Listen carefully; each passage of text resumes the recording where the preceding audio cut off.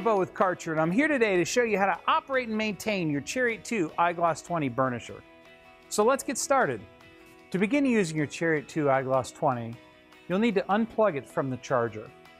Next, replace the pad if needed. Check and replace the collection bag if needed. Keep in mind that because of the fine size of the particulate it's collecting, it will never fill up and it will need changed on a regular basis. You're now ready to transport your Chariot 2 iGloss 20 to the job site. The first thing you'll want to do is depress the operator presence switch by stepping onto the platform. Turn the key on, select the transport mode you want to use, select either forward or reverse on the direction switch.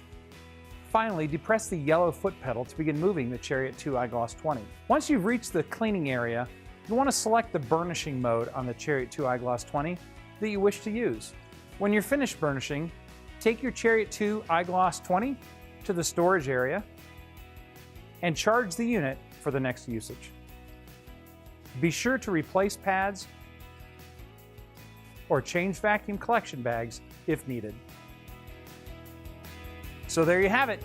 You now know everything that you need to know to safely and effectively operate and maintain your Chariot 2 iGloss 20 burnisher. Until next time, keep it clean.